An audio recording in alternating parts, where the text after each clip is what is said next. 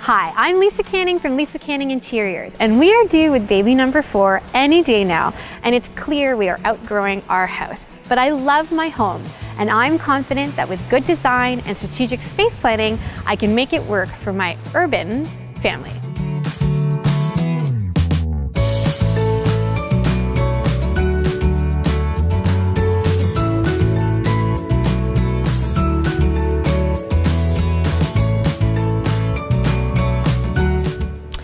In this episode, we're gonna be focusing on our basement, and I cannot wait to make this a functional space for our family. So what I'm thinking here is that we make this a multi-use space for play, for storage, and for work. What do you think? That sounds great. We could use more of all those things. So look at this kitchen.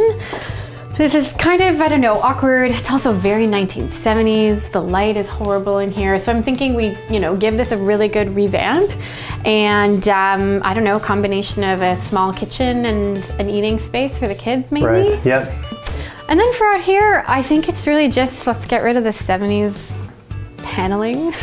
And I think some better lighting would work really well in here. Get rid of the drop ceiling and just make this better lit.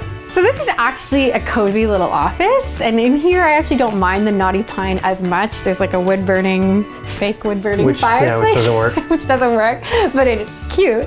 But I think, we're both entrepreneurs. We need a space so we can be, Get away quiet, yeah. A little space to put books and laptops and things that won't get commandeered. Absolutely. So let's make this a really functional office and lots of storage for books, because that's really what we need. Okay, brace yourself. Oh, Lisa, it's not bad. No, look at my roof. The cedar shingles, the roof in your base, that's a nice touch. I have a roof in my That was your design here, right? I love cedar, I don't know. Might as well put it in your basement. Okay, goodbye. Basements were, when these houses were built 50 years ago, were not really living spaces. They were purely storage. So Lisa has a much larger family than she did when she first purchased the home, and it's a bungalow as well. So Lisa has used every square foot of usable space in the basement. It's a second floor in the basement, and every square foot's usable. Whereas in other basements, it's mostly devoted to storage still today, or maybe a playroom, but she's also focused on high design down there as well. So it's going to be comfortable and aesthetically beautiful. I'm really nervous about demo. It's always the time that the unexpected happens. Are we gonna find mold? Are we gonna find water damage? Is my budget gonna go up because of something unexpected? So I'm crossing my fingers, every finger, that I'm gonna stay on budget and on time for my project. So I brought the kids along with me today to do some shopping for our house. Come on, let's go.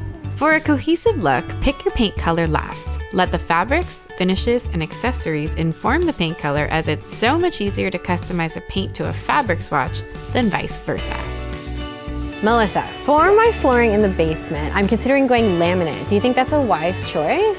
That's a really wise choice, because if you had a hardwood floor in your basement and you had a leak, it could start to warp and be very costly. I feel confident that laminate is the right choice for my basement, mainly because it's going to stretch my budget, allowing me to spend more money in some other areas. I love how far laminate has come. Like, that looks like a distressed wood. Right. However, it is super similar to what I have going on upstairs, so I think I want something with a bit more contrast. Okay, there's also the Earl Grey oak we have, which is really nice. I love the gray undertones, and again, I love that it feels like a distressed wood, but probably what is the clincher for me is the price point. Laminate is such a good, easy price point, and for my budget where I really have to strategize in the basement, this is gonna be really, really good for my bottom line. Perfect. All right. It's been over a year since we embarked on this reno. We had a baby girl in the process and found out we're expecting baby number 5. This basement is going to get quite the workout, and I love how it looks now. The basement basically went through the biggest structural and layout renovation in our house. Yeah, about a third of the basement before was furnace room and storage. So we shrunk that to code, make it as small as that room could be, and that allowed us to make a second office, a new kitchenette, and just completely open the space up, very much like we made an open concept up here. I really, one of the reasons why I feel like so passionate that you can live with small kids in the city is our basement. Like, we basically planned it so that we could throw all the toys into closed cabinets so that everything had a place. And so we did a couple really strategic things to do that. One of the ways was through cabinetry, to basically create as much cabinets as I possibly could fit in every single square inch. Everything has a home. So I have pantry, I have kids stuff, I have, excess toilet paper, like everything has a home.